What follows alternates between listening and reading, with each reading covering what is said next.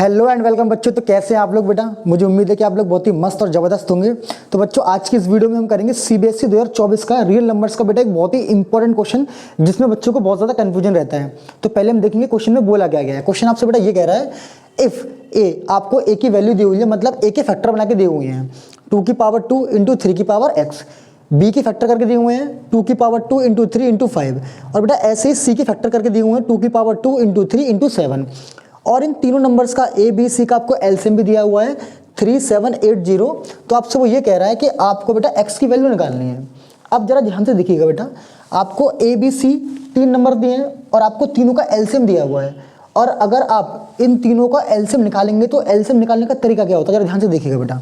अगर मैं आपसे ये बोलूँ कि आप एलसीएम निकालिए ए का, बी का और सी का, तो देखिए आप क्या करेंगे। एलसीएम निकालने में हम क्या करते हैं, आपको जितने भी डिस्टिंक्ट प्राइम फैक्टर दिखाई दे रहे होते हैं हम सबको मल्टीप्लिकेशन में लिख लेते हैं। यहाँ पर देखिए 2 है 3 है, 2 है 3 है 5 है और यहाँ पर 7 है। मतलब डिस्टिंक्ट प्राइम फैक्टर्स कौन कौन से आपके पास, 2 है 3 है 5 है और 7 है। तो लिख लेते हैं इनको 2 3 5 और 7। फिर क्या करते हैं, एलसीएम निकालने के लिए हम क्या करते हैं, इनकी जो हाईएस्ट पावर होती है बेटा उसको लिखते हैं। अब देखिए यहाँ पर 2 की पावर 2 है, 2 की पावर 2 है, 2 की पावर 2 है, तो पावर तीनों में बराबर है यहाँ पर। तो यहाँ पर लिखेंगे 2 की पावर 2। अभी मैं इसको छोड़ रहा हूँ। अब देखिए 5 की पावर, देखिए हाईएस्ट पावर, यहाँ पर 5 एक ही बार आ रहा है और इसकी पावर कितनी है 1 है, तो यहाँ हो जाएगा पावर 1। ऐसे 7 को देखिए, 7 यहाँ पर तो 7 है नहीं, यहाँ पर भी 7 नहीं, इसमें 7 है, तो यहाँ पर 7 की पावर कितनी दी हुई है बेटा, 1 दी हुई है, लिख लेंगे 1। अब देखिए अब बात करते हैं 3 की। अब जरा ध्यान से देखिएगा बेटा, यहाँ पर 3 की पावर x है, यहाँ 3 की पावर 1 है और यहाँ पर 3 की पावर भी कितनी है, 1 है। अब यहाँ पर बच्चों को कन्फ्यूजन ये होता है कि हमें x लिखना है यहाँ पर या फिर ये बेटा इनकी पावर 1 लिखनी है, क्योंकि हमें ये नहीं पता कि x की वैल्यू क्या है। एक तरीके से जो x है आपका बेटा वो वेरिएबल है, मतलब x की वैल्यू तो कुछ भी हो सकती है, यहाँ पर 1 भी हो सकती है, 1 से बड़ी भी हो सकती है, 1 से छोटी भी हो सकती है, कुछ भी वैल्यूज यहाँ पर इसकी हो सकती है।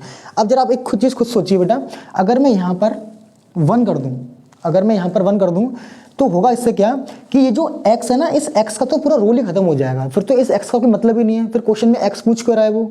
तो इसलिए हमेशा रखना बेटा, अगर ऐसा कोई क्वेश्चन आपके पास निकल के आएगा ना, तो हमेशा उसमें x की जो वैल्यू होगी, यहाँ जितने भी फैक्टर दिए होंगे इनकी पावर से ये वैल्यू हमेशा बड़ी ही निकल के आती है। अगर आप x की वैल्यू यहाँ पर इसे आपने 1 रख दीजिए, देखिए यहाँ पे 1 ले लिया आपने, ये अगर आप इन सभी को मल्टीप्लाई करेंगे ना तो ये कभी भी बेटा इसके बराबर निकल के नहीं आएगा। इस बात को आपको ध्यान रखना है। अगर आपने यहाँ पर 1 लिख दिया तो फिर x का सारा रोल खत्म हो जाएगा। तो यहाँ पर हमेशा x लिखना है, ऐसा इसीलिए क्योंकि हमें x की वैल्यू निकालनी है, तभी तो इनका एलसीएम हमें दिया हुआ है यहाँ पर 3780।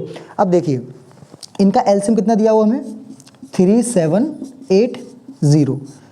2 की पावर 2 कितना हो जाएगा 4, ये हो जाएगा 3 की पावर x मल्टीप्लाई 5 इंटू में 7। अब जरा ध्यान से देखिएगा, इससे जब इसको काटेंगे तो बेटा कटेगा ये 27 टाइम्स, तो कितना हो जाएगा ये 27 3 की पावर x। इसको आप लिख सकते हैं बेटा 3 की पावर 3 और ये आपका हो जाएगा 3 की पावर x। कंपेयर करेंगे पावर्स को तो यहाँ पर x की जो वैल्यू आपको मिलेगी वो कितनी मिलेगी, 3 आपको यहाँ से मिल जाएगी। बेटा ये जो क्वेश्चन है ना, ये MCQ का क्वेश्चन है, ये MCQ में आया हुआ था 2024 में।